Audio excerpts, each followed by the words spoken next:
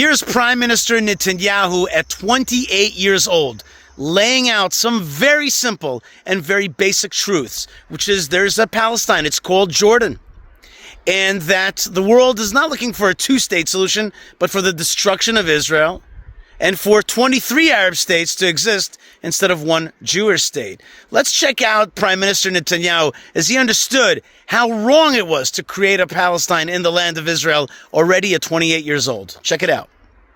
Let me quote you what the PLO Information Office said in a Dutch paper in 1977, in May 5th. 77? May 5th, 1977, yes. The statement was very simple.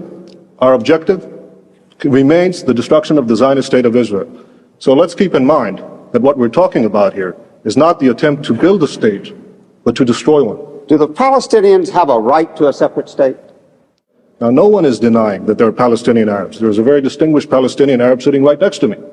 But the Palestinians themselves, in the Palestinian National Covenant, the very first article, say that the people of Palestine, quote, are part of the Arab nation.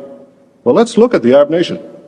It has 21 states, an area roughly the size of the United States, and 1/6 of the entire world's wealth.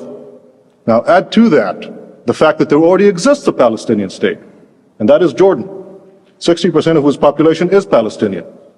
I think it's quite interesting that Yasser Arafat and King Hussein, who are bitter enemies, agree on one thing, that Jordan is a Palestinian state. So what we're talking about is a demand for a 22nd Arab state and a second Palestinian state. What should be done with the Palestinians on the West Bank? There's a problem, so what should be done about it, in your opinion? Well, I think that the Palestinians in the West Bank are going to be offered the full human rights, the full civil rights, as there are no Arabs are offered in the Middle East. No Arabs whatsoever have any full human rights or the right to vote for their own government. Those Arabs who lived in Israel in the pre-67 boundaries are the only Arabs in the Middle East who offer that right, and I'm all in favor of having the same Arabs living in the West Bank and the Gaza Strip being offered such a right in the final peace agreement. Can we have peace in the Middle East? Very briefly, please. Yes, I sincerely hope so. Look, I'm 28 years old. I've had to defend my country in 2 wars and in many battles.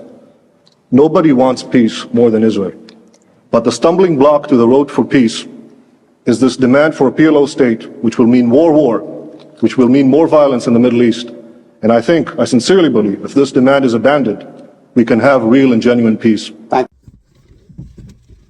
Hey, howdy. Subscribe. Lots more great stuff is coming out. God bless you and shalom.